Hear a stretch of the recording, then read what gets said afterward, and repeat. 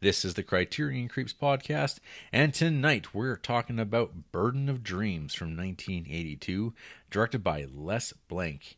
And if you follow the credit title card of this movie, Maureen Gosling, Who? the collaborator that doesn't get brought up at all anymore on this movie. I read a 2,000 word interview with Les Blank that Vice did back in 2009, and she doesn't get brought up at all. You don't know how to read. Well, I know how to do a find search on a page, and her name doesn't appear anywhere, and I find this strange. Would you say it's problematic? I don't know. Just a odd little thing. Was she like the co-director? I mean, if you look at the documentary, it seems like she's presented that way. But well, it's news to me. yeah. Anyway, that being said, the synopsis for Burden of Dreams: the Amazon rainforest, 1979. The Crew of Fitzcarraldo from 1982. A film directed by German director Werner Herzog soon finds itself with problems related to casting, tribal struggles, and accidents, among many other setbacks. But nothing compared to dragging a huge steamboat up a mountain while Herzog embraces the path of a certain madness to make his vision come true. I mean, yes and no. I feel like getting the boat up was the least of his worries. It was kind of all part of the potpourri. The what? The what? Okay. It's a medley of problems. Sure. Yeah. Yeah, that's a big description. So, RJ, this is a movie that I'm quite familiar with. I've seen this movie several times in my several. I definitely more than 3. Wow. Yeah. Is there any other movies you can stake that claim to? Yes. Many. Like what? Lots. Like BVS? No.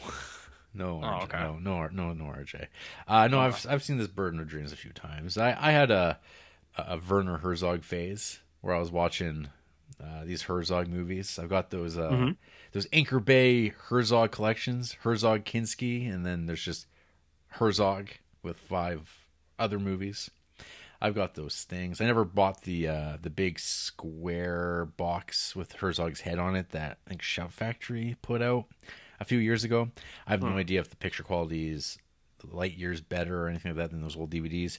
Watching Fitzcarraldo on those DVDs, you definitely could say, I think this could need some restoration, some proper love. Did it ever get it? I don't believe so, but I could be wrong on it. Who knows how cheap the film stock was this would have been shot on. It's that European stuff. It's always got a washed out look to it. But at least these old prints do that are floating around on the DVDs. At least I have. But who knows? I mean, they've put some love into some Dario Argento stuff, make those look brand new. So I imagine Werner Herzog's at least as well regarded as Dario Argento. So, and Fitzcarraldo is like his probably number in his top 3 movies in film history, I guess. For his film history or in film history? In his film history. What do you think his tops are? I don't know. Just personally. Personally, Aguirre, Wrath of God. I think it's his best movie from this era still. And actually, I really do like Nosferatu as well. And then I guess you'd have to go ahead and look at more of his more modern day documentaries, because that seems to be a pretty important part of his output now, is documentary. Like Even Dwarves started small? Oh, I don't know about that one. Okay. Yeah. Oh, well, continue. But you've got, I don't know, Grizzly Man. It's been a while since I've revisited Grizzly Man, so I'm not sure how that's going. It's good. I watched it a couple of years ago and I liked it. Yeah, that's good. Yep. Watching Burden of Dreams was something I was looking forward to, because it's been a while since I'd seen it. And I guess the weird thing now of watching Werner Herzog stuff, I'm probably going to go between Werner and Werner all the time because it's that V and W thing. Just get it right. Yeah. So, I mean, with Burden of Dreams, as we talked about at the end of last episode, I think it's important that one talks about and watches Fitzcarraldo to go along with this making of film. I don't know, call me crazy. Did we talk about that last week? We did. Oh, I don't remember. No. I thought I watched it all on my own. Yeah, you verbally complained about why Fitzcarraldo isn't in the collection. Why is this making of film by itself? Well, yeah, actually, I stand by that. It's almost like you haven't been paying attention to how the Criterion Collection at times doesn't make a lot of sense. Well, I mean, I understand that. I just, I am trying to will that out of existence. I wish it was just the way it should be. I see. Do you know what I mean? Yeah. If you work hard enough, it could happen, right? Yeah. Yes. Hopefully. Yes. So yeah, I guess to go back to what I was saying before, with Herzog, it's been a while since I've seen this stuff, and he's become more internet loved, internet memed, I think, in the last decade, since when I would have been really interested in his stuff. It seemed like it was more of a novel thing. You'd actually have to watch his movies and documentaries to get a handle on it. But I think like Grizzly Man really kind of elevated him for a lot of people to becoming this guy. He's like, who is this guy who talks about nature and chaos? That does seem to be his bag, right? That is the thing. And then he has this great voice that then can start being deployed as narration over top of things. Mm-hmm. And I mean, I think it helps as well that he's very articulate. Like he's, even with English being his second language, like the way he talks is it's just elegant. You just like listening to him talk. I don't know about you, but I could just listen to Werner Herzog talk all day. Do you remember the Plastic Bag short film that's narrated by Werner? The one in Steel Magnolia, or what? Well, no, I'm clearly not thinking about whatever you were trying to mention. It's literally It's a short film called Plastic Bag. Okay. No, I do not. Okay, and it's Werner making his observations about things in that place. Because he kind of like falls into that realm, I think, in the same window of like Christopher Walken. But Christopher Walken definitely was there before, but now Werner fills that role where he would play the role that Christopher Walken would have played, 20 years ago when he shows up in, say, Jack Reacher. Oh, and he's cutting off his own hand, eating his shoe and stuff like that. Yeah. He was great in Jack Reacher. Yeah. What's your favorite acting role for Werner? Man, how about some Harmony Korine movies like Julian Donkey Boy, RJ?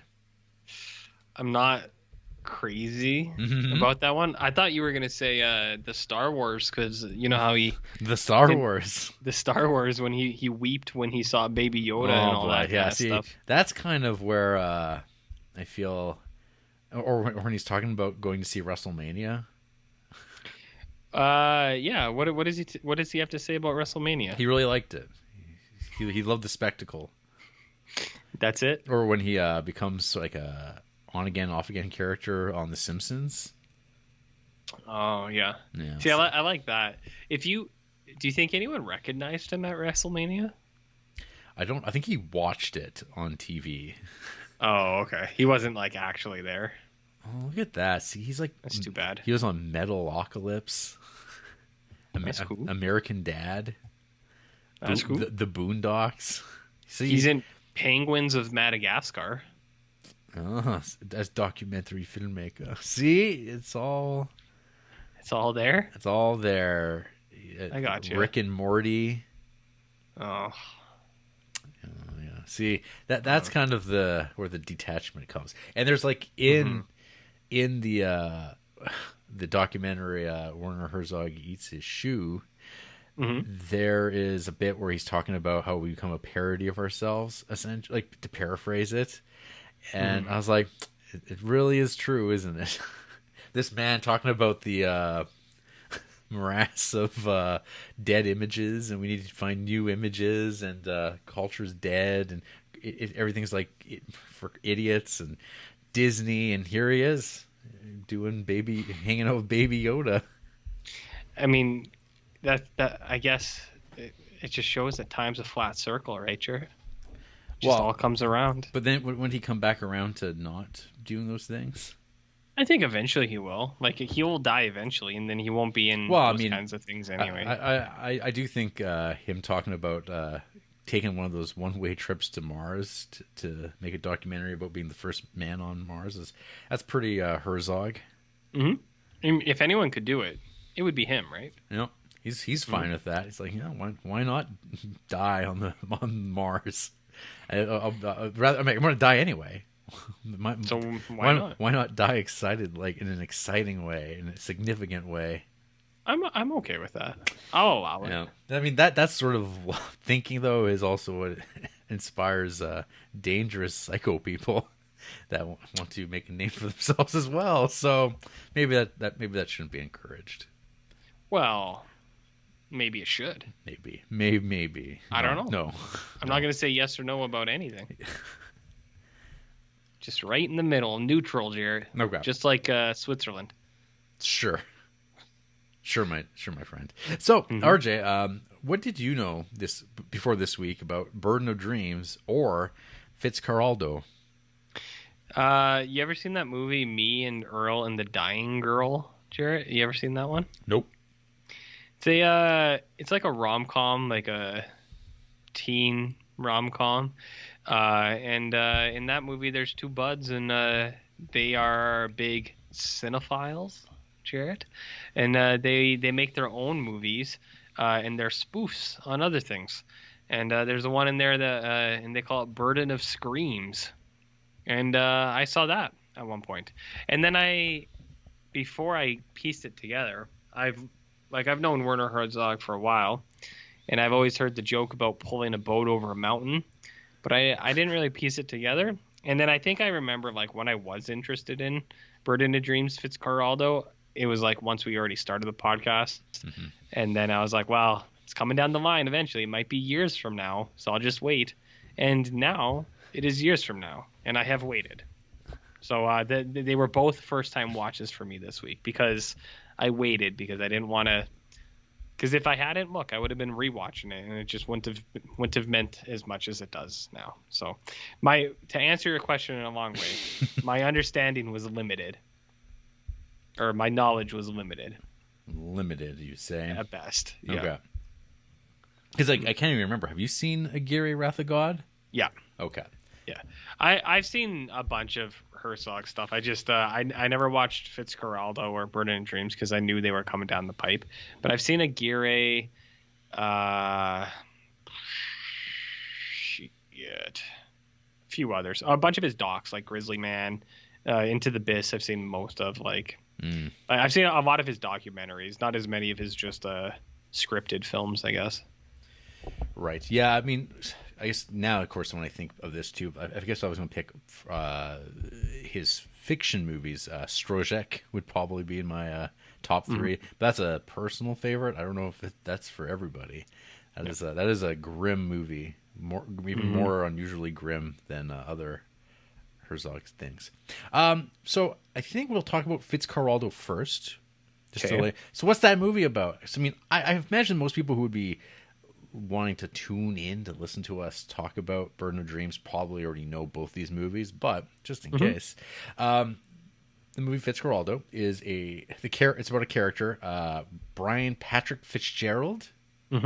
Fitzcarraldo is how the people in the Amazon pronounce it, Spanish. That's how it would be kind of spoken, I guess. Anyway, Fitzcarraldo is a dreamer. This is the synopsis from Letterboxd. Is a dreamer who plans to build an opera house in Iquitos. Iquitos, thank you. Iquitos. In the Peruvian Amazon. So, Peru.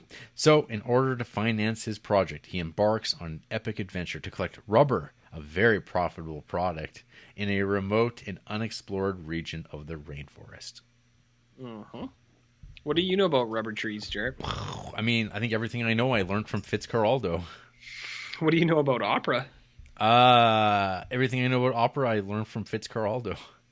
Interesting. You know about Caruso? I've heard of Caruso. Well, what do you know about Caruso? From Looney Tunes, I guess. That's the other thing I've learned opera from. Is what's opera, Doc? What? Yeah. That's a good one. There you go. Yeah, that's enough. He's a figure. You'd have to be like a great grandpa to be, I think, really into this. To even like be like, oh, you might be like, hey, those are records. It's like, no, those are gramophones, buddy. Yeah, that'd be some wax. There's something going on there, man. That's something real going on. That's some thick vinyls. Mm-hmm. You know, and people have very strong opinions about pluralizing vinyl that way. I mean, people have strong opinions on everything, and I mean, I'll just say it for everyone: relax, just chill, just relax. That's about it. Just stop taking things so seriously, is what I would say. No. So Fitzcarraldo opens up with Fitzcarraldo. He's racing on a boat along the Amazon with his partner. His gal pal, who runs a brothel. I mean, it's described training. She basically trains women, native women, from the area to like move on up in the world. I get kind of, but she also, it's like, do they stay with her or do they go and become housekeepers? In air quotes. It never seemed like did it get married iffy off to me. Did she turn a profit on this? But it seems like everyone's pretty okay with that in the movie. It's like, this is just the world we live in, the early 20th century. Well, was it the world then though? Also? What's that? Was it the world at that time as well? Was it the world at that time? Yeah. Oh, I'm assuming so. Oh, okay. It seems like a pretty dire place. Doesn't seem like a lot of fun. Well, I mean, nature is chaos, Jarrett. Didn't you watch these movies? Well, that comes later. That's in the documentary. Right. Okay. Yeah. Well, opera is chaos, Jarrett. Opera is chaos. So we open up with a performance of opera. Mm-hmm. How did that make you feel? It awoke something deep within me that I didn't know was there. Wow. That you have a deep passion for the opera, the one that you did not discover in watching Ingmar Bergman's The Magic Flute. I didn't discover it at that time, but now I can say I do have that awakening for opera, and I'll say that I'm going to say it. I think opera is miles above poetry, and I think it's miles above drama and choir. Opera is the top of the top. Top of the top of that, like, kind of nerdery. Yeah, of like the drama nerd camp, and like the choir band camp. Like opera is the top of those dogs, so I think it's the most tolerable. Mm-hmm. But if I was ever invited a place to hang out where people were doing like improv or even just choir, just like there's people out there who just sing when they hang out. I wouldn't be into that. But if it's opera, I'd be a little bit more accepting of it, I think, because of Fitzcarraldo. Mm-hmm. Mm-hmm. That's all that Werner Herzog wanted to do. That's all that Fitzcarraldo wanted you to have happen. And he did it. He brought it to the Criterion Creeps jungle mountain. Yep, he did it, man. He built in our collective idea mind, an opera house, and we heard it. Well, I heard it for sure. Did you? Did you hear the call? I did think, because there's a lot of time here to think about opera. there's some time. There's some footage, and you get to see kind of like, hey, that's a man playing a woman, and then there's this cutaway, and you're like, oh, there's the actual singer off to the side. So, how's that different from what we do? were two opera women off to the side singing. Yeah. Question. I don't know. I can't answer that. I can't answer that for anybody. Well, not legally. No. But, I mean. So, anyway, Fitzcarraldo, his goal is he wants to build an opera house. He wants Caruso to play it on the Amazon. He has this idea in his head. And he tries to actualize it because these things often require money and space and time. And you have to navigate the material to achieve these goals. So he starts making deals with, these scumbag exploiters, of which he himself has attempted to be one, but he seems like he's failed at doing it. He's got his ice business he wants. I mean, that's got to be a lucrative market in the Amazon, no? It's he can make ice scones. The shaved ice? Yeah, she's got shaved ice. The kids are into it. They're like, man, this is pretty cool. I mean, when you're down there, I'm not sure how much ice you see unless you're like at the top of mountains, like like big mountains. I'm into it too, to be honest. Yeah, I'm on board. You're pro ice. If you had shaved ice for me right now, I wouldn't turn it away. Yeah. Okay. Would you? Shaved ice? Yeah. I'm good. I've got a fridge. I got ice cubes. It's not the same, dude. No. It's not shaved with some sweet sugary syrup poured on top. So, we get some ocelot tossing. Yeah, which is unfortunate. The cat's fine. It's not a rabid bobcat. Well, I mean, are ocelots the fastest cat? I mean, they are leopards, right? I'm not sure if isn't that like a cheetah? I think ocelots might be faster. What do you know about revolver ocelots? Well, I know that they're real cool and like Lee Van Cleef. I mean, that's part of it. Who's cool? So yeah, because there's a lot of plotting. So like the first 45 minutes of Fitzcarraldo is scheming and plotting to try to like build this opera house, and it's not going to come together. Nobody wants to give him money. He gets laughed at and mocked, and eventually he's like, okay, buddy, no one's going to give you money for your ice hustle. It's not going to fly. But then someone shows him a map. And it's so obvious. You're like, how could no one have made this connection beforehand of like, hey, these two parts of this river system are really, really close together. But what if you just like popped over? What if you just hopped it?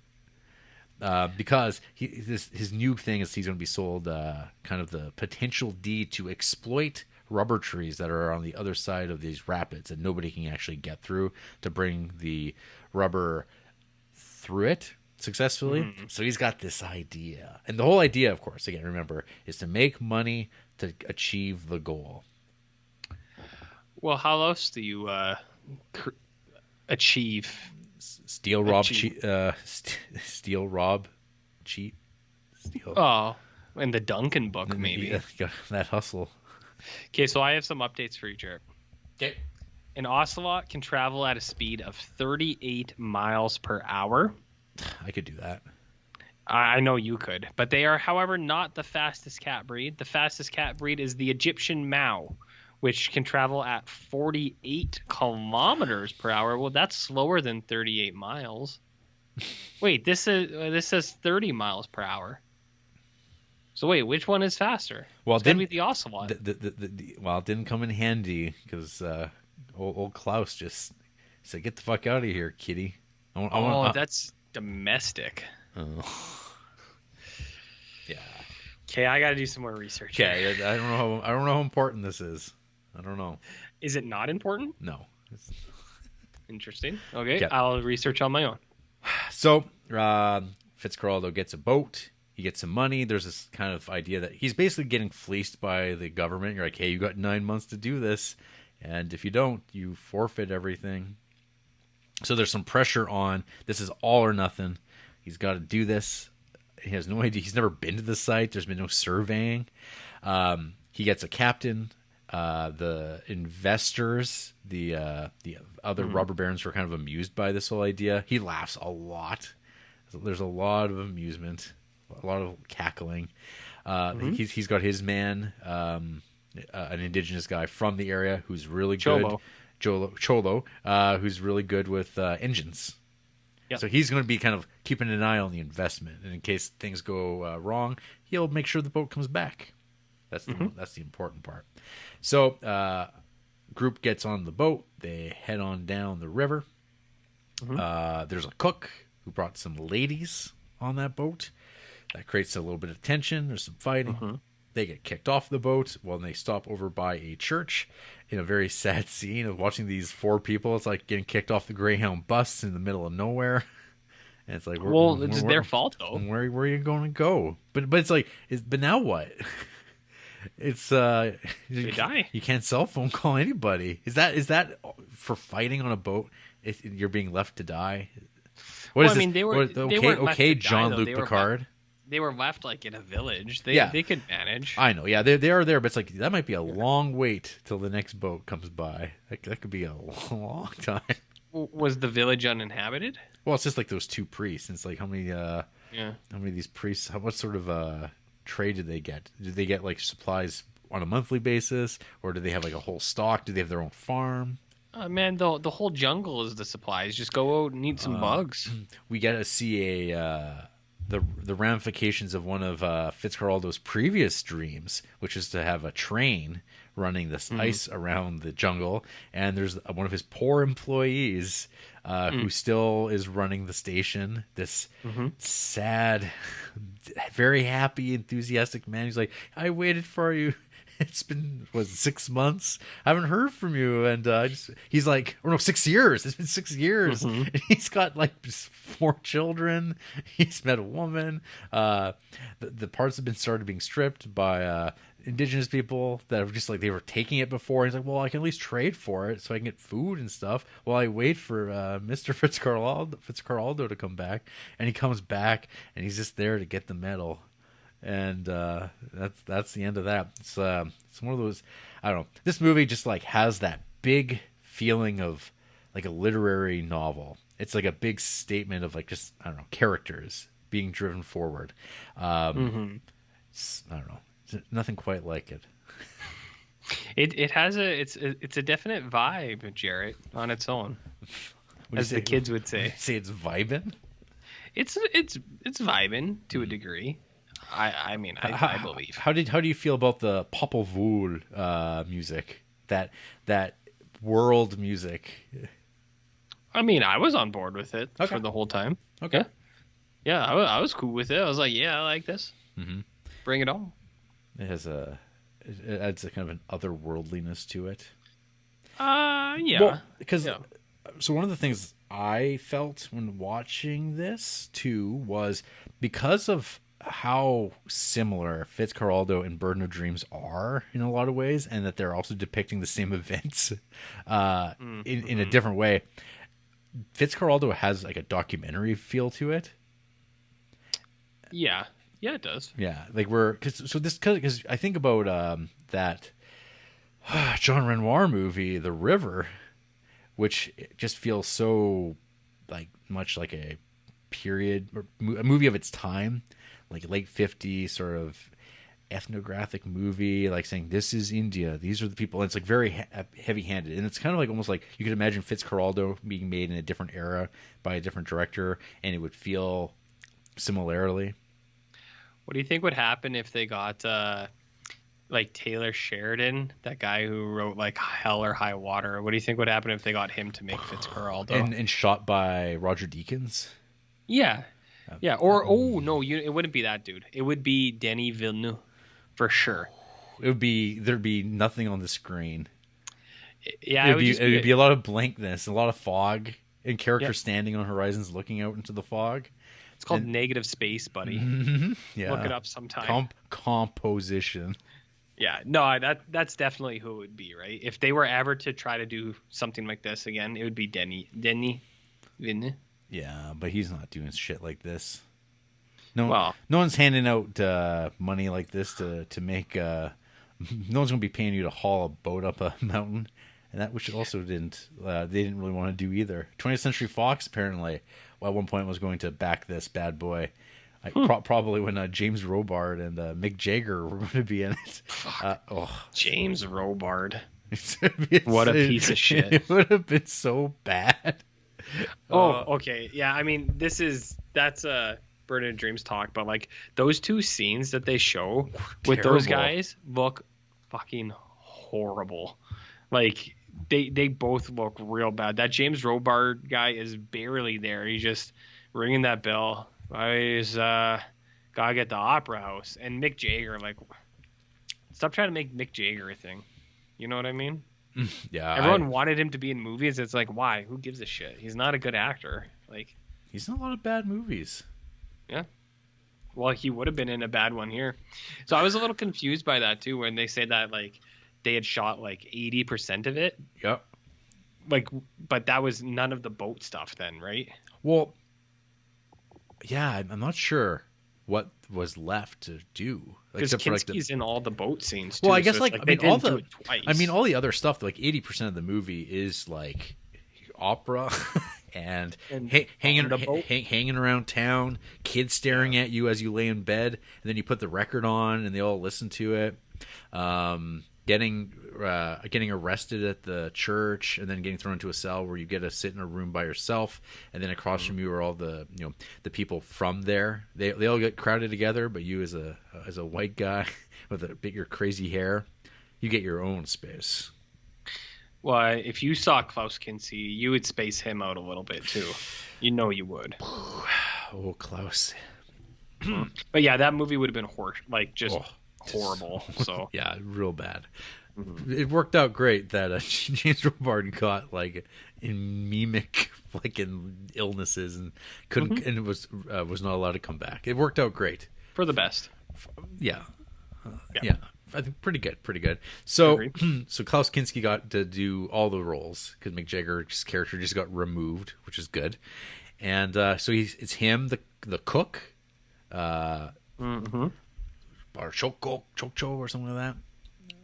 But a Choco? Is that what you just said? No, Hair KK. Hair KK, okay. Yeah, the cook and the engineer. So it's the four of them. They get abandoned by the crew who just take off back down the river. They're like, fuck this. Because there's lots of drum sounds and chanting and stuff going on in the jungle. And they're like, oh boy. An invisible enemy. And now we're up to our necks. So they cross a boundary, and then suddenly these people just appear behind them, and then these trees start getting sent down, falling from cliff sides into the water, and you go, huh? And then my mind, like when you see like the vegetation being just torn up like crazy later in the movie, I was thinking about Amazonian clear cutting that was going on. Most recently. And you go, huh? But I'm like, this jungle looks like it could take care of itself. I feel like the growth periods are pretty rapid for what they're doing. This is to a limited scale. So we'll just hand wave that. Because cinema, RJ, cinema. Well, art isn't real, Jarrett.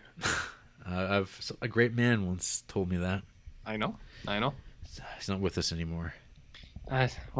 Wherever he is, I hope it's a better place. No. So we get to the site that Fitzgerald wants to get his boat up this hill. He's like, look at that. It's not that bad. It's not that high. And he strikes a deal with the tribe that's there. Yeah. And like, I mean, they broker a deal, and it's mostly Kinski based because they see him as the white god. He drinks that fermented saliva. Masato? Yeah. Holy fuck. I'm with Kinski, where it's like Kinski refused to drink it. It's like, yeah, I wouldn't drink that shit either. Which, like, I realize, different place, different culture, but different strokes. But the last thing I want to consume is something that spent an entire day in like several other people's mouths. It's not for me. Not for me. It's not your thing. No. Would you drink some Masato if No. it was offered? No. Oh. But do you ever? I guess if my life depended on it, because if I offended someone, they'd kill me. I suppose my hands are tied. Well, it seems like they almost killed Kinski, right? In the or they offered to in the movie. No, in real life. Or in real life, yeah. Yeah, they offered to. Yeah. Yeah, because of course there's this idea that like, well, they view this vessel sort of a majestic object, and this is about like vying dreams. It turns out. So there's some, will they, won't they? Will they be able to get this boat up? We got this block and tourney. Is that the right word for it? Block and tackle system. We're going to drag this boat up. We're going to utilize this group of people to help achieve the goal and yank it all up. There's some failing there. Some people die from cables breaking, but they start all over again with a little bit of innovation from the cook. They run it through, and they would get the majesty, RJ, of a ship, a 360-ton steam engine truck boat being pulled up the side of this mountain face with some creative angles. Well, yeah, if the bodies fall, just put them in the mud, like Qatar with the FIFA World Cup thing. When the bodies fall, just seal them into the wall. Keep going. Keep on building. Keep on building. Allegedly. I don't know. I don't know anything about this. You don't know about that? No. Okay, I'll tell you off air. Cool. Yeah. So, a dream achieved. He's done it. He's going to be up to his neck in rubber before you know it, and then the money's going to come, and he's going to be operating all over the place. Yes. But the Chief's got other plans. Everybody gets liquored up on saliva, and everyone goes back to the boat, pass out, and then the people cut the ropes and send the boat down the river toward those rapids, the Pongo. Yeah, one is Pongo and the other one is I don't remember. Don't matter. Yeah, so it goes a sailing down, and that's fun. It's a cool scene. Yeah. That cameraman got his hand cut up pretty good. Yep, one goes flying. Everyone goes flying. Yeah. And you have your director and actor who are doing first aid because we don't have insurance. No.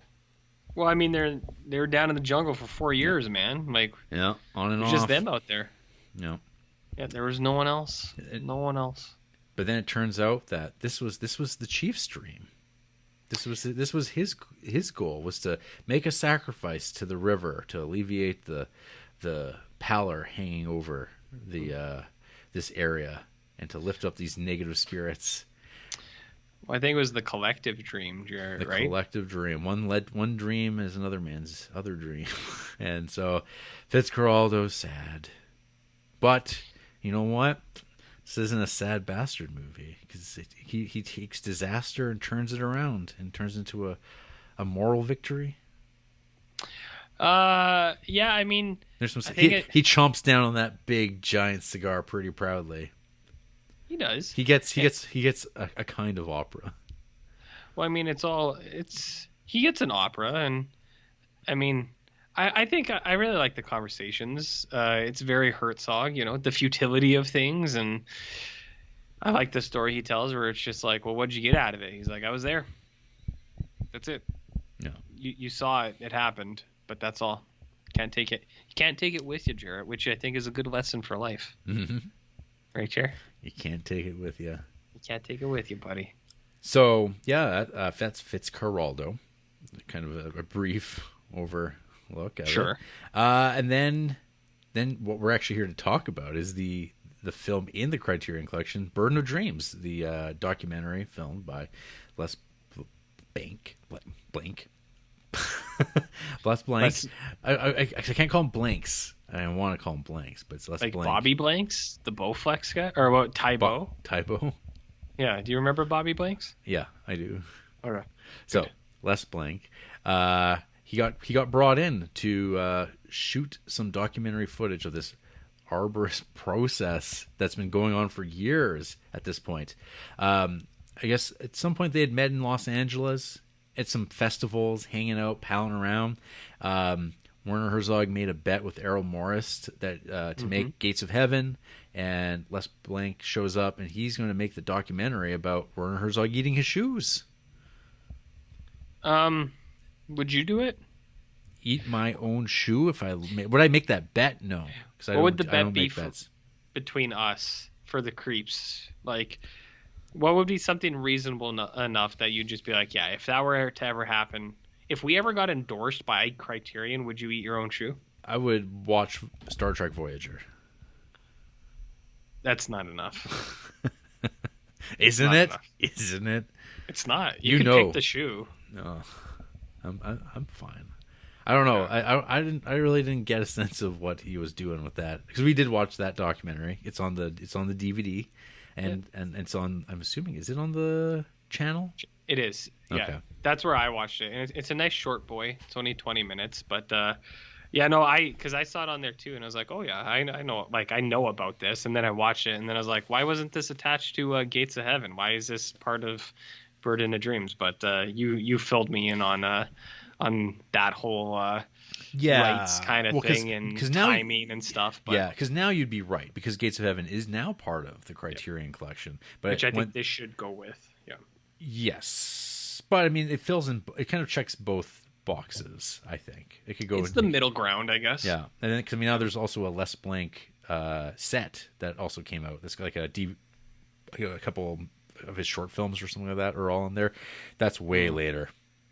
Well, see, I think too in this, and I've never seen Gates of Heaven, but I feel like there's scenes from Gates of Heaven in this thing. Yeah, well, yes, there is. Yeah, and like because it was after the fact, I guess. Yeah. But then they had the rights to show the scenes, but not to include. Yeah. Oh, I guess because it wasn't part of Criterion. Okay. Yeah, well, because they have to use it. They have to use outtakes from Yeah. Gates of Heaven at the time. Yeah, because the MGM had the rights at the time to Gates of Heaven, and now Criterion has access to the MGM library because nobody does anything with that stuff. So everyone can do it. Any company that wants to pay has access to whatever they want, from my understanding, guessing. So anyway, Burden of Dreams. They make this documentary about Werner Herzog eating a shoe because he lost a bet, because he's an honorable man. And this is where, if you watch this first, if you wanted to watch these things in chronological order, and then, I mean, Burden of Dreams gets kind of made concurrent with, obviously, Fitzcarraldo, because it's a making of documentary. And because they come in late, though.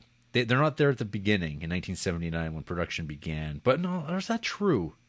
Well, so it was before they started filming Fitzcarraldo, because some of the scenes, because he talks about how a lot of the local people, or not even the locals, like the neighboring, like the feuding locals were spreading the rumors that they were gonna they were destroying stuff and they were filming things that was like breaking down the environment, but they're like, but it's not true because we haven't even started filming yet. So it was during pre-production. Well, because the first area, because I think the history of Fitzcarraldo, it's very plagued. And a lot of people always kind of mention like Hearts of Darkness and Apocalypse Now, as far as like all these movies about madness and rivers and having really difficult shooting histories. Yeah. So here you had, like, I think the first location they had fell into a civil war amongst tribes, which resulted amongst the tribes that were in that particular location, resulting in them needing to move like 1,200 miles downriver. So they had to find a new location, start over there, and then they shot a movie, 80% completed, and then they had to scrap that because of illnesses. And always have to mention that Mick Jagger had to go do a tour for Tattoo You. Everyone loves Tattoo You, don't they? What is Tattoo You? The Rolling Stones album. Oh, I'm not a Rolling Stones fan. So they show it in the documentary. They do? Yeah, they show the album art and everything. Oh, no, I remember seeing it, but As you learned when we watched whatever the fuck the Rolling Stones thing Give me was. shelter. Yeah, I'm not a big Rolling Stones fan, so I think when they were talking about that, I was watching, but I was like, I'm not gonna put this into my memory bank. It's not worth it. It's not worth it. Not worth it. But yeah, no, I mean, as we said earlier, for the best, because those few scenes they showed were absolute shit. So Yeah. yeah, for the best. That would have been a bad movie. So anyway, it sucked. So anywho, so the movie just like picks up with the various production elements of Werner Herzog navigating, working with indigenous actors from the area, and also how the employment works.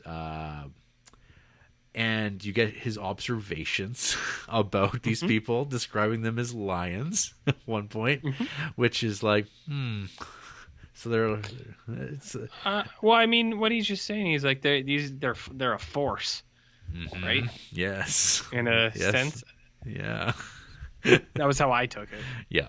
It's like often one has to go, oh, of course he's using an animal to describe people that he also views as I don't know. There's going to be some that way. He might not. I more took it like, a lion is like a proud animal, kind of, or that's how we've anthropomorphized the animal as being like a proud, but fierce, like. The thing is, but we also anthropomorphize the other as being like proud animals. Indigenous folk. Yeah. I see. Yeah, there's a history there that I think I don't know if Werner Herzog would use those words now, or if this is a window, a snapshot into the early '80s of a German man who who has probably some idyllic ideas of foreign cultures and like looking for, I don't know. This is like something that goes back in centuries. There's like Paul Gauguin, that painter, about Tahiti. I know Degas. You know Degas? Well, I know Degas. Well, is that the same thing? Well, you got Gauguin, and he's a guy. He's about primitivism, just like old Picasso. All these guys, they love to get back to a purity of humanity, and they're like, well, what Western man can no longer represent that. So let us go find people on the edges of the world and do something with that, and like find my art in there. He's part of that. It's a long line of that, and one could pursue that and be critical of Herzog being part of that legacy, but I don't know. I feel like if that's there, I don't know. I don't know if it was just about the color blue. Oh well, he had a blue phase, RJ. Is that not the same thing? No, he had a moment. They all have moments. All those guys. People have red moments, green moments, lily pads. What's a lily pad? Ask your wife. I don't know. She would know.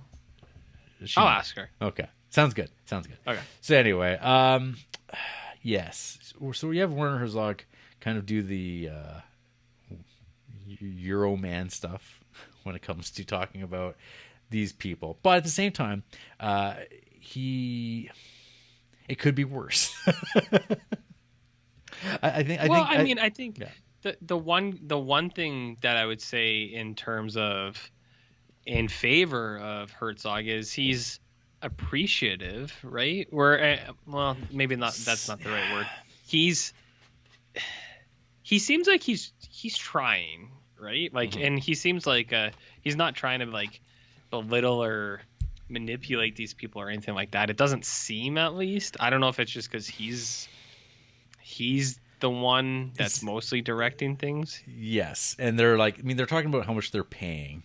They're paying like double wages or whatever. And they're like, okay, so they're making this much an hour, which is a lot of money. They're flying people in, and they're accommodating. As far as like, hey, some of these guys, they're getting horny, and there's going to be problems if we don't take care of it because they're going to go looking. And so we got to solve this problem. And of course they have they have a priest. They have a Catholic priest. Herzog tells us, who of course you have a Catholic priest telling you about what indigenous people want, because this is the history of shit. This is colonialism, all right. And he's like, well, you got to do this. This is what they need. And you go, And so Herzog talks about, we got some ladies.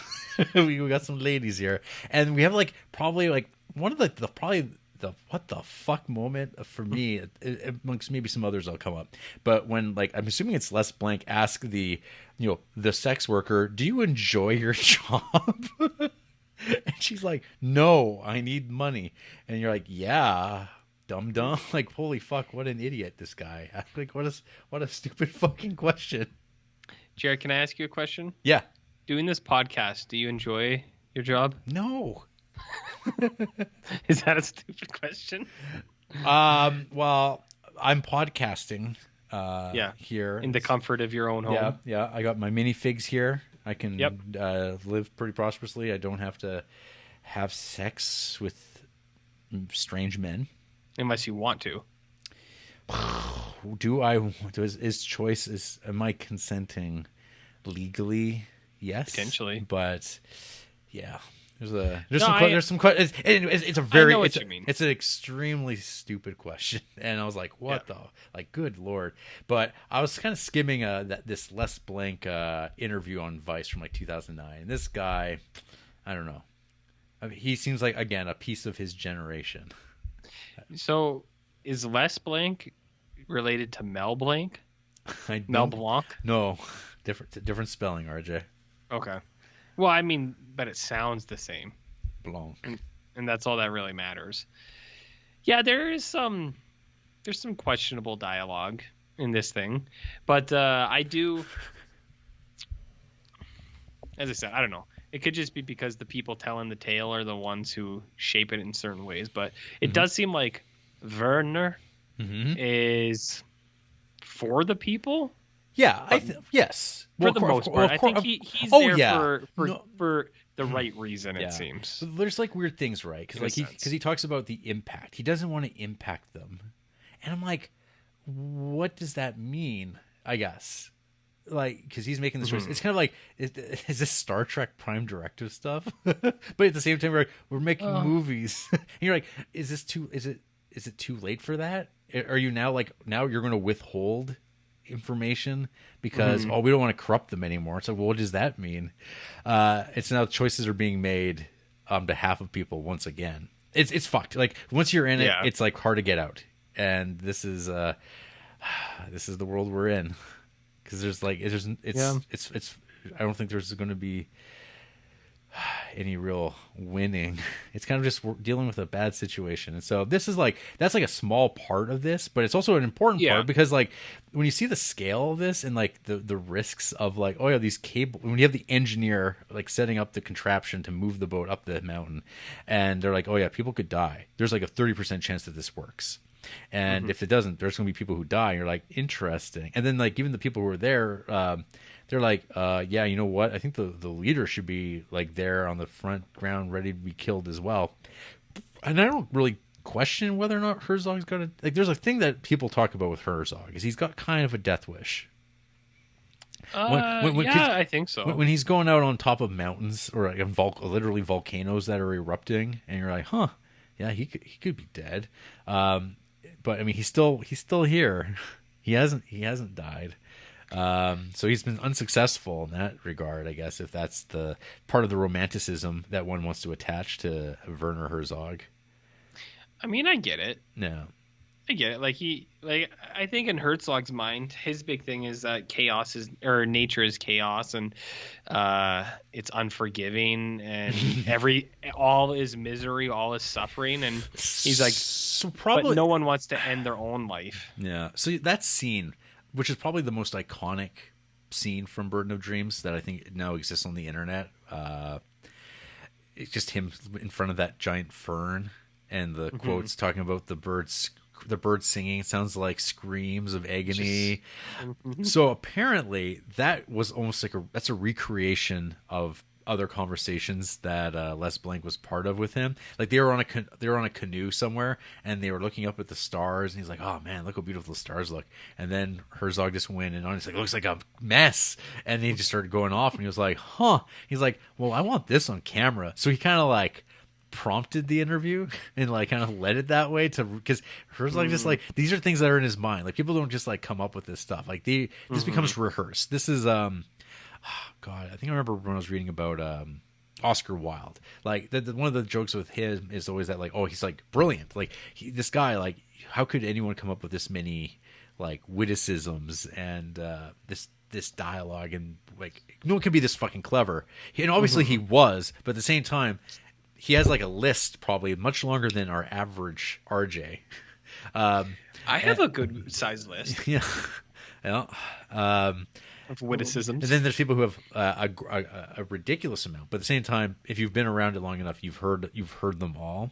And I think like Herzog, when he's doing this, like his diatribe on nature and like humanity, and you see a little bit of that in Herzog Eats His Shoes, where he's talking about like the dearth of images and the death of cultures, and like humans will die, culture dies without images. We need new images. Like he's very focused about this image talk, which I felt like actually very much a concern of like fine art in the 70s. But new image painting was a thing, and so he's talking like that, which I think he would object to strongly because he is very anti-academic. He's a man who went to film school, basically got kicked out, but stole his camera on his way out. And just like I said, never looked back, and he hates that. If you listen to these commentary tracks he does with, I think it's Norman Green like posits like a thoughtful comment about what the movie's about or what Herzog might be saying, and Herzog's like, "No, Norman." It's really funny because Herzog's got like this amazing voice, and he does express himself very interestingly, and like unlike other people, he doesn't talk like regular human beings, I guess. Fair to say? Do you think he talks like me? No one can talk like you, RJ. So what you mean by that is I'm kind of in a similar ballpark as Werner Herzog, because no one talks like Werner Herzog. I'd say you're in the same wheelhouse. Yeah. I think him and I would be friends. Like if I had an honest opportunity to hang out with him for like a couple hours, I think him and I would be buds. Would you take a bullet for him? If it was a cancer bullet, yeah. Ooh, shit. But that'd be the only way. If it was a normal one, nah. What about an arrow through the throat? I would, but only if he would promise to give it to his son afterwards, because his son might get a kick out of the fact that the arrow had been through a man. Mm-hmm. Which I screenshot because I thought that was one of the most striking things in the the movie. Yeah. It's like, will you keep that? Maybe for my young son. Mm-hmm. He may, especially when he finds out it was shot. It was in a man. It was through a man, and then you go, okay. You go, that's good. Yeah. I'm on board with this. Oh, I mean, I can't even believe at this point I haven't even mentioned Herzog running around in his like short shorts. Smoke. Oh yeah, he looks good. Herzog was a good-looking young dude. Yeah. You know what I mean? I like the mustache. Mm-hmm. I like the way he's just kind of there doing his thing. You think when he was filming, he was like, "Stand back, let Daddy do his thing," and he was just kind of in the mood kind of thing, you know, in the zone. Mm-hmm. You think that's how it went down? I do, personally, but it's just me, man. It's just me. I think we would have been friends. He's still alive. You could still be friends. I know, but I feel like my opportunity's gone. I don't know if I'll get there anymore. You know, I don't know if I'll ever meet the man, unless people who listen to the podcast make it happen. Make it happen. Yeah, I think that's the only way it's going to happen. So, I think he would appreciate my butts and dumps attitude towards things. So the movie gets made, and and then Burden of Dreams ends. Mm-hmm. Like it's kind of like that's just the conclusion of like, hey, it basically ends with the boat got up the hill, and that's good. We're ready. We're done. Like that's the climax. Is yep. Werner gets his dream achieved. We have went to what is it? Like you successfully made it to completion, or what is the phrasing there? You know. And then it's a wrap. Yep. Yeah, they did it. The collective dream has been achieved. Yeah. So, yeah, I mean, so watching Burden of Dreams again, like I find it thinking about it in terms of by itself. I can't think of this movie as a documentary by itself. I don't think it I don't know if it works by itself as a standalone thing. I think it's so integral to watch Fitzcarraldo with this that they become companions. Yeah, which I think is which is really unique. I think because there's no making ofs that work that way. I think that because I think Burden of Dreams does add to the quality of Fitzcarraldo and vice versa. But I think Fitzcarraldo you could watch by itself and never watch Burden of Dreams. But if you know both exist, it'd be like, oh, well, you have to watch both. You have to see both versions of the story. Is there a documentary of Capes?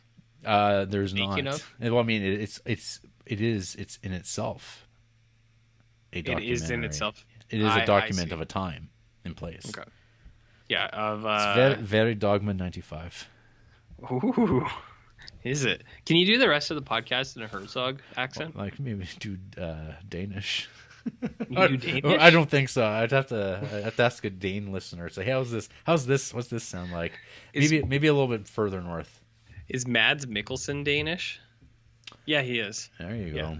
So do a Mads accent. Talk about Will. Just that's my Danish. Wow. Wow. I wasn't expecting that. RJ. Yeah. What did you think of Burden of Dreams? Okay, first up, Fitzcarraldo. That shit's tight. Yeah. Okay. I liked it. Despite the animal death boogaloo. Well, it's not too crazy. I mean, there's a snake that gets got, and then then in Burden of Dreams we get that parrot. But I mean, the parrot's a little grisly. That's a little like, ooh, damn, this is some cannibal Holocaust. Like parrots are really cool, smart birds, and but fuck, those are real nice feathers. And then we get a spare feather getting carried away by that ant, and what a great image. And that's the sort of thing that Werner's all about. Is like those little like spot checks, and of course like that was Les Blank too. But that is like, I feel. Have you seen Bad Lieutenant? No, I haven't. Okay, so there's like shots of just like lizards and stuff like that. I think you really need to watch Bad Lieutenant, the Nick Cage version. Port of Call, New Orleans. Here's my stance with Herzog. I feel like I completely am on level with how he interprets the world, and I honestly I'm not just being dumb right now. I actually do. Go on. I actually when he listening to him talk, I'm like, I feel the same way that you do about so many things, and I don't think that's a unique or an original thought. Like, I'm sure a lot of people feel like they're like, yeah, man, me and Werner think the same, but I really connect with his ideas about nature and the brutality of things and like all that kind of stuff. So I really like that, but I also feel like he includes it in his movies because of that, and sometimes it's too much for me. Like, even though I think that and I feel those things, actually seeing it is sometimes overwhelming for me, like especially with like the animal stuff. There's nothing too bad in Fitzcarraldo or Burden of Dreams. The snake gets it, and the parrot one was like ugh. But it's like that's how the fucking world is, man. So I do get it, but I have put off watching other Herzog stuff for that reason, because it's like the potential is always there. But I'll give Bad Lieutenant a watch if you recommend it. Why not? What was I going to say? Yeah, we'll throw that son of a bitch on. But anyways, I really like Fitzcarraldo. I actually really like the opera stuff, and I think the ending is I really like because it really. I like how we have this big kind of push towards all this stuff. And then, not that it amounts to nothing, but it's kind of like I've said a few times, the futility of things, where it's just like, it's kind of like it fits into my who gives a shit kind of mentality. It's like, you did it, and it's done, and that's for you now. But that's all it is. And That's life. So you might as well enjoy, have a cigar, listen to your opera, and Some might move say on. that it's part of the delusion of the white man, the savior of the Amazon, because everyone comes to Sure. applaud him. Well, yeah, I don't care for the crowd in there. I more like, well, I mean, like the character is like self-involved into a certain sense, but if it was me, I would have just brought the opera down and I would have Well, enjoyed it myself. I wouldn't have let anyone I, come watch. I do think there is some pretty thick irony that's like it's like Wagner. What is it, Wagner? Like the Puritans, Yeah. which is like, I mean, there's a self-awareness of the absurdity of the whole thing, because it's like, oh yeah, it's like this German play opera presented as the Puritans of like these are people. Well, and yeah, yeah, and you know that's very intentional, like, or should be, should but be. should be. But yeah, like I mean, Fitzcarraldo itself, like I think the like pulley and lever system that they set up is like it's pretty fucking wild to see. Even though like I mean they did it for the movie, but it's like they still did all that stuff. It's Fitzcarraldo's it's a cool movie. I like it. And then Bird in the Dreams is just oops. Bird in the Dreams is just I feel like icing on that cake, where it just like it just makes it better. Ooh, Jesus, I'm really like knocking shit over here. Simmer down. Bird in the Dreams is icing on top of that, because as I kind of just already said, because now you get first you get Werner's vision, and then you get the man. and then you get the man, and then him just like being blunt about things. He's like, and then this happened, and then they threw arrows at some people, and then they chased these people away, and then I don't want to do this anymore, but I'm here, and then I'm like, I get this, I get it. I think a lot of the interesting parts of Burden of Dreams, it's as you kind of said, it's these not even monologues, but like these kind of structured thoughts that he's been saying to people that he's practiced, and he's definitely like he's fine-tuned it, taking out all the shit, and he's like, this is what I think about this thing, and it's just his thoughts on certain topics, and a lot of them are connected to Fitzcarraldo, but a lot of them are just generalized things. So he's talking about the like the indigenous people in the areas, and then cultural things, Western media and stuff like that. And it's all connected back to it, but they're all also like, you could take it on its own. I think like some of his dialogue, at least, you could take it on its own and just use it wherever. So it is all connected back, but that's the stuff that really stood out to me, was just him talking about shit. Yeah. Like, he's like, this is what I think. This is what it is. I do think the only thing I think missing from Burden of Dreams is the Klaus Kinski stuff, which we get in the other movie we watched. His documentary. His documentary that Herzog made. Yeah. That's the only thing that I think was missing, because like watching Burden of Dreams, I was like, Klaus Kinski doesn't seem that like crazy. It's like he's definitely a different duck.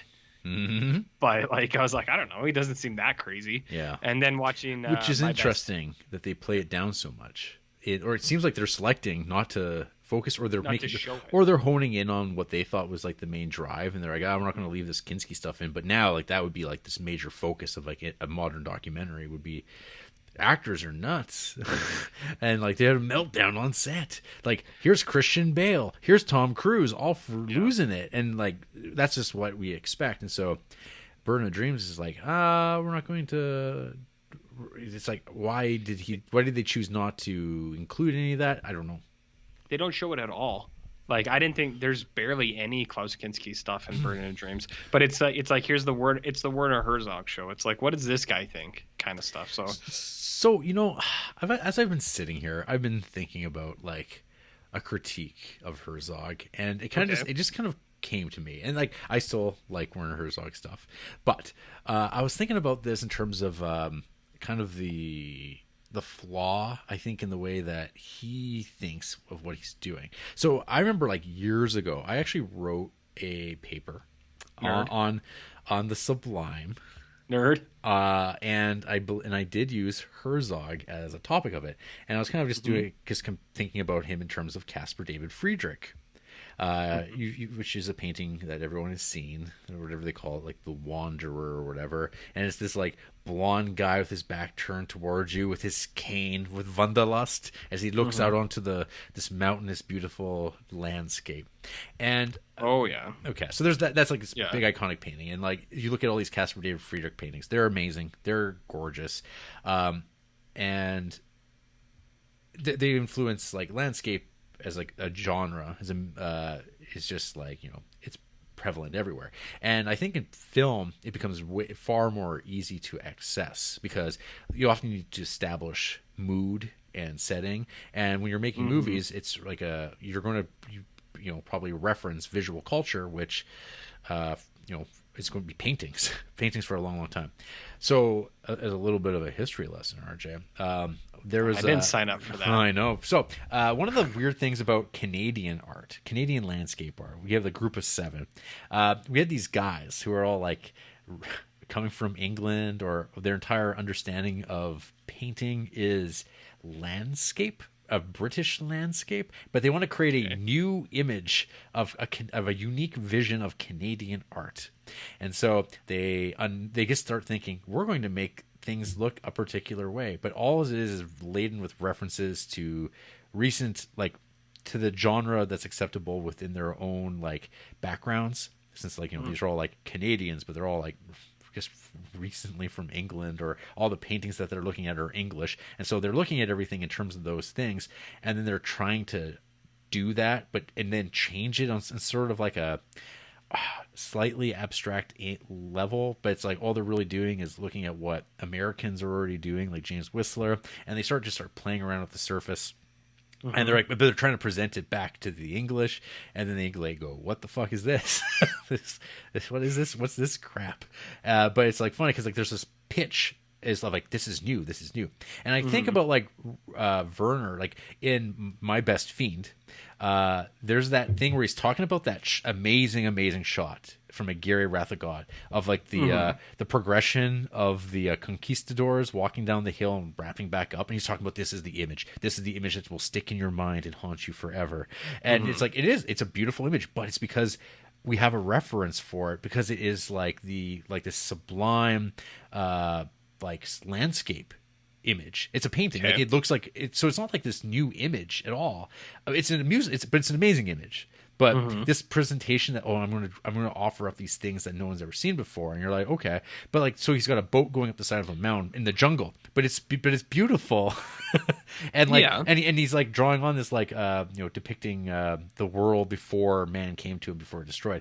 And once again, it's kind of coming back to these like ideas that like painters have been doing for hundreds of years, and so it's not like he's kind of falling into the same trap of that, but he's also bringing some nihilism to his philosophy of nature, which is like which I think is what people actually have gravitated the most toward, because I don't know how many people are popping on Aguirre Wrath of God these days.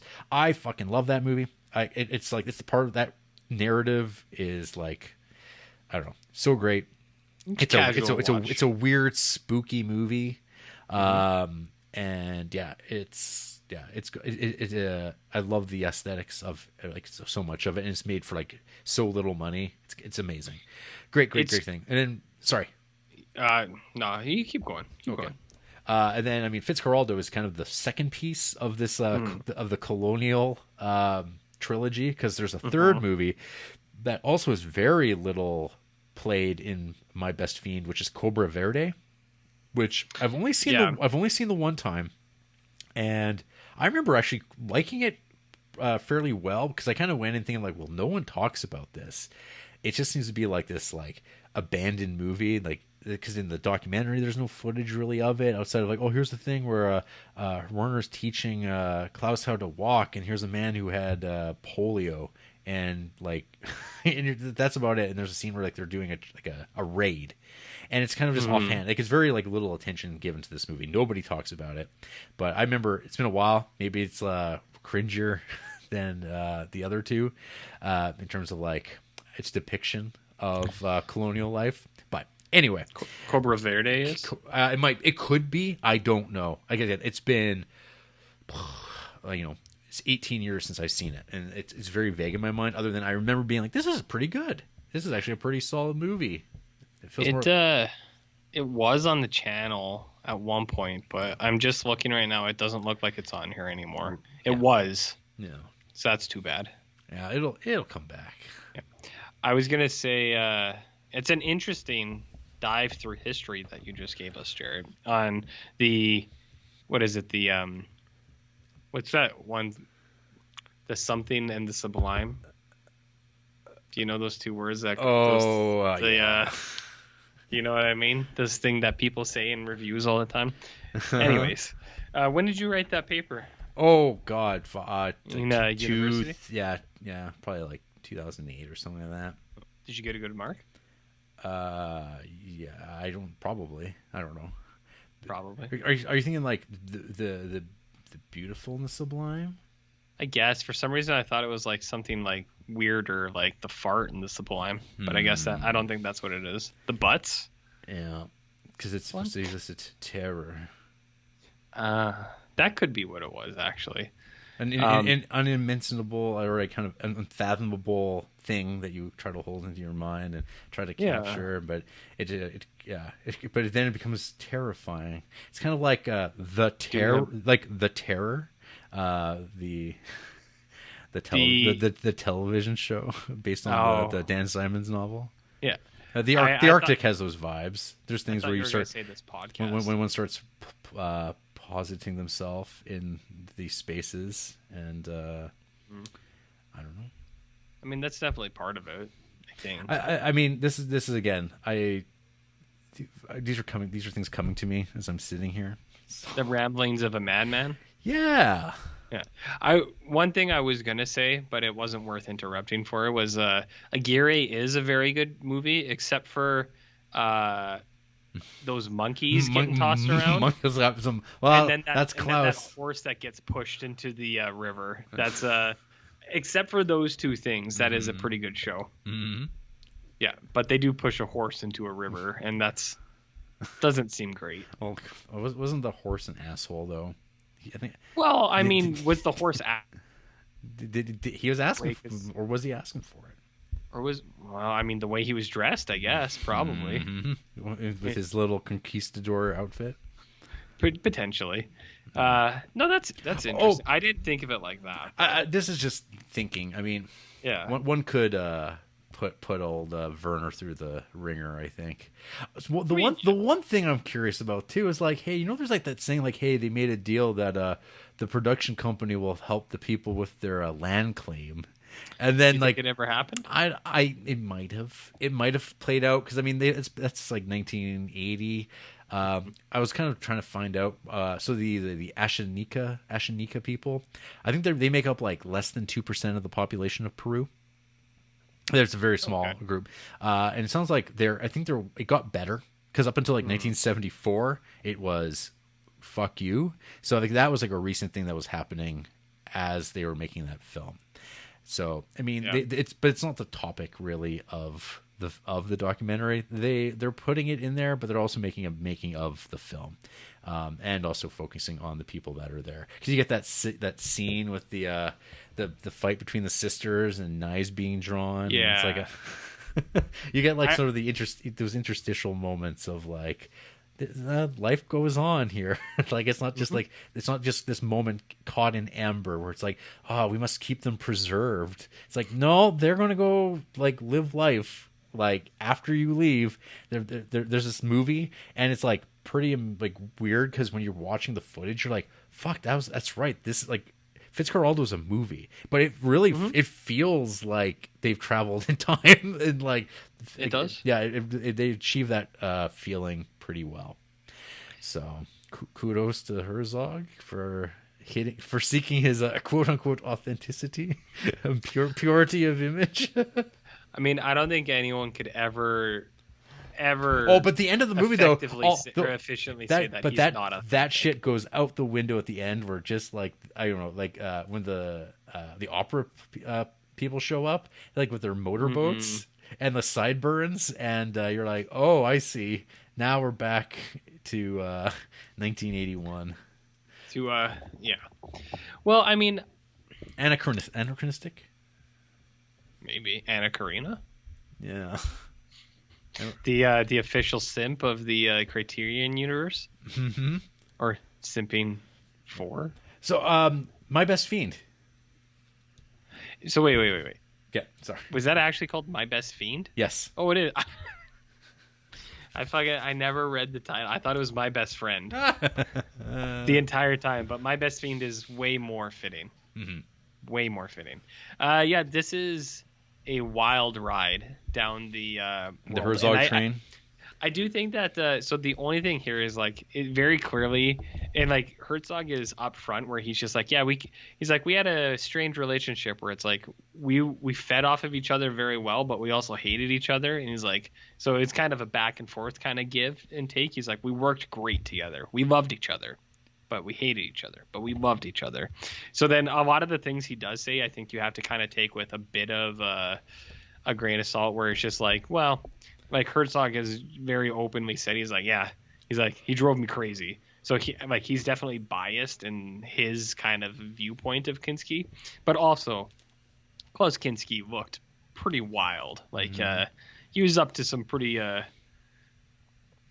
weird stuff. Well, yeah, there's to a degree. Well, yeah, I'll save it till the end here, or maybe just say it now. So the one thing about old Klaus Kinski, and I find this weird. So I'm not sure if you're aware of this, but I vividly remember back in 2013 when Revelations came out via his oldest daughter saying that my dad, Klaus Kinski, raped me like all the time from age 5 to 19.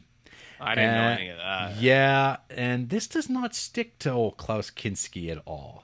This does not, like, I see people on Twitter who go, oh, I love Kinski, and they go, Kinski, and people they'll love him, and she wrote a book, expose, and of course, it's what it is, in terms of like, oh, you're going after a dead man, and you're like, yeah. Well, I mean, I think that gives more weight to claims because it's like, what's to be gained from it then? Like, do you know what I mean? It's like, this is just this person telling the truth. And even so Natasha Kinski, his other daughter, she is kind of like, yeah, I support my sister. He she's like, no one's surprised. Like, it's kind of like you hear that and you go, oh my God, like that's horrifying because that man is does not seem like a sane man. Diagnosable, I think, is that word gets tossed around quite a bit in terms of Kinski. Because what year did My Best Fiend come out? 99.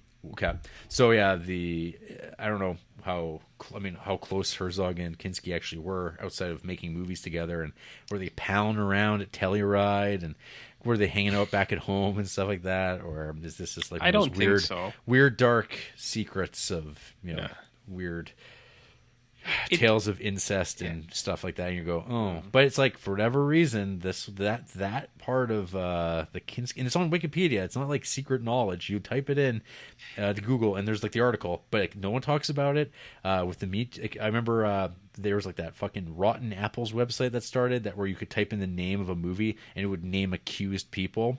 Klaus Kinski never got brought up. He skates right below the radar of significance for people. Do you think people just don't care? They might just not know. Yeah. And I didn't know. Yeah, I don't think most people do know. Well, it's kind of like what's his name? The one I just thought he was a weird duck. There's the Canadian filmmaker, a French Canadian guy, Claude Jutra. He so he's been dead since 1986, and in 2016. Which was kind of more in the window of Me Too, I guess. There was allegations that he had sexually abused children during his time. And so the response to that was kind of like, we're going to take his name off of streets named for him as one of our most celebrated directors in Quebec. Is that enough? Yeah. So, I mean, but they did. They were pretty quick on it. Here it is. 30 years after Jutra's death, journalist Yves Lever wrote in the book Claude Jutra biography and claimed that Jutra was a pederast. Lever said that one of Judra's victims was under 14 years old, etc., etc. This was never proven in court. This just became like accepted, and that was the end of it because he's not around anymore. So I don't know how people are going to talk about his movies, like which we will be talking about one day with Mon Oncle Antoine. But he did direct a movie. Is that an Antoine Denel movie? Not quite. But he did direct a movie called The Rape of a Sweet Young Girl. Maybe it's not my brand of films, but okay. Anyway, we're talking about Klaus Kinski, and we're talking about My Best Fiend. So yeah, this just like different duck. So this like fills in like kind of like how long they've known one another, that they like were in the same boarding house at one time, and then it's like it hits on Aguirre, it hits on Nosferatu, and then it expands upon Fitzcarraldo, and like how it, like his amping up anger is fully on display. Yeah. Well, he's amping up. He's amping up, all right. I do like the stories of when he's just like, he's like, Kinski lived here. He one time raged in the bathroom for 48 hours. I didn't think it was possible. We smashed up shit real good. And you're like, man, Kinski had a lot of anger. There's that scene too where he full on swords that dude, the extra in the head, and you're just like, holy shit, he was trying to kill that guy. What are you doing, Kinski? Maybe he thought he would get away with it. I mean, I'm sure he did. It was an accident. He says, I was in character. Yeah. And Klaus. Who would you describe as the Canadian Klaus Kinski? Ooh. I'm not talking about California Klaus Kinski. I'm talking about Canadian Klaus Kinski. I see.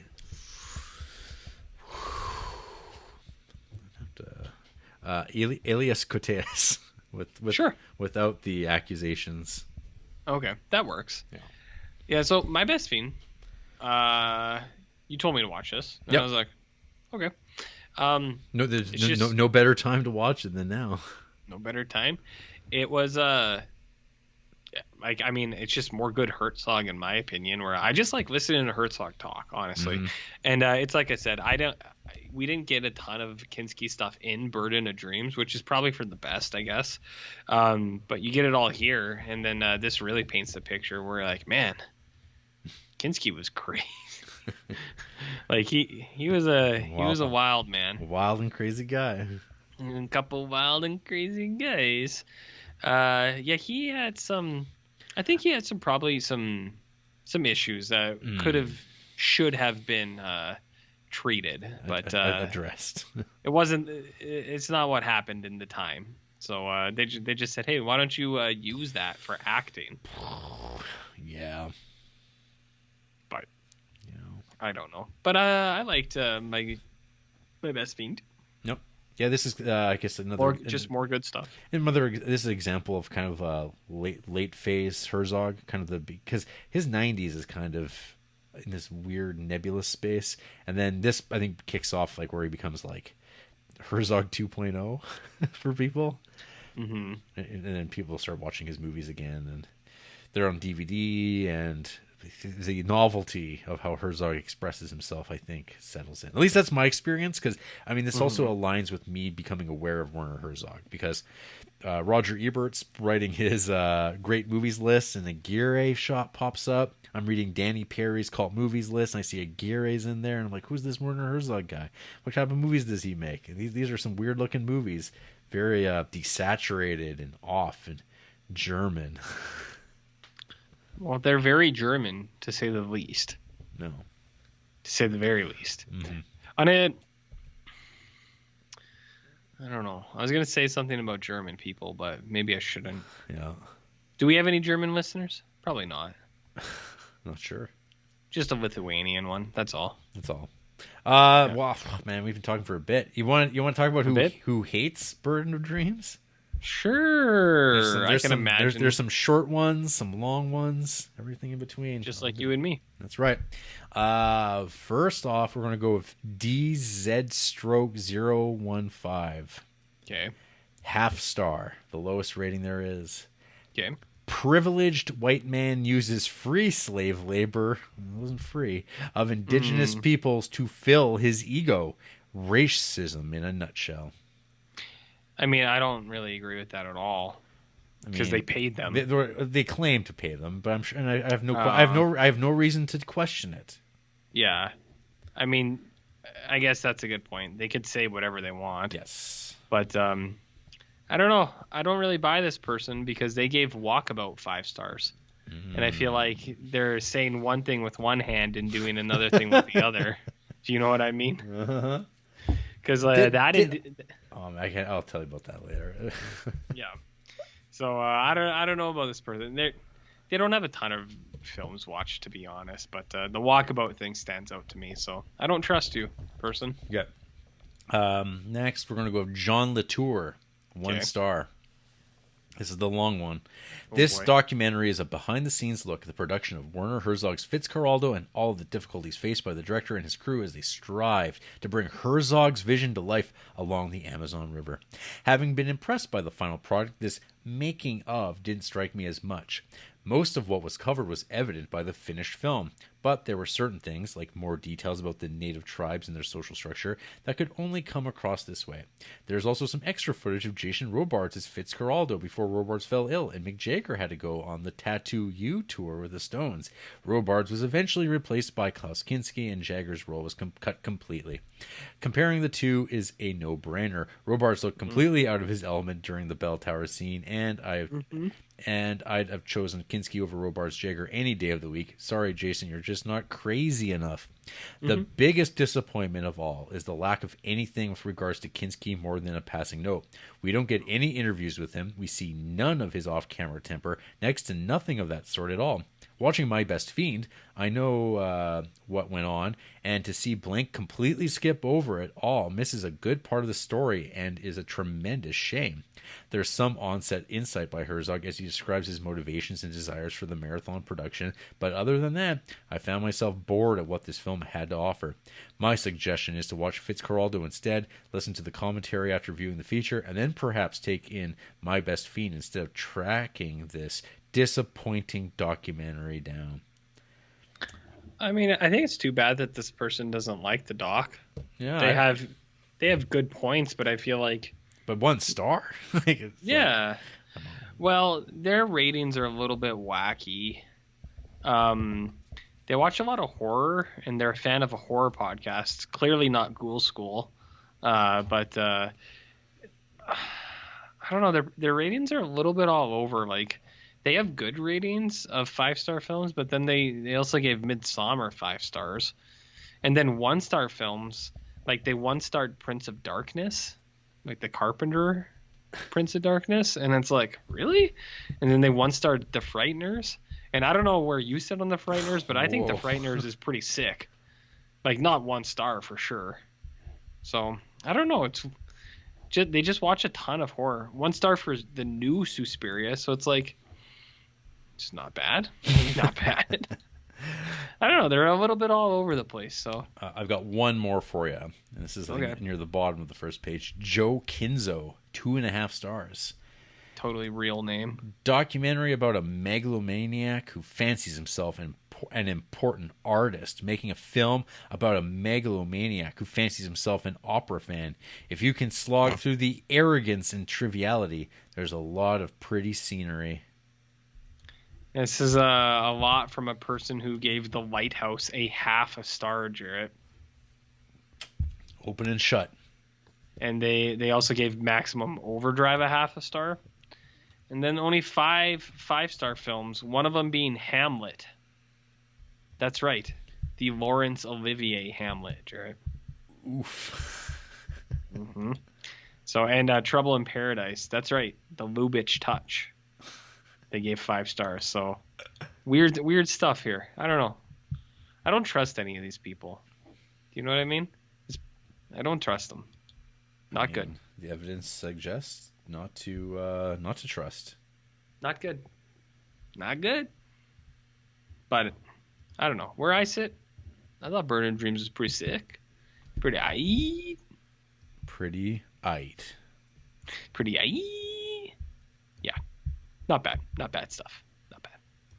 Not bad stuff. Not bad. Not bad. Well, yep. This has been a long run here. Yeah, this was a long one. Any final thoughts on Burden of Dreams, the Herzog package? I liked it. I mean, our review, I think, is a little bit more encompassing than Burden of Dreams on its own, which is good. As a whole, No. I think Werner Herzog is a cool guy. Cool. I think him and I would be friends, as I said. Cool guy. Cool guy. Yeah. After the break, we got the episode to the end, and then SoundCloud deleted it because it had a dream of its own of being free of people talking about Werner Herzog, and we'll never be friends with him. I might be.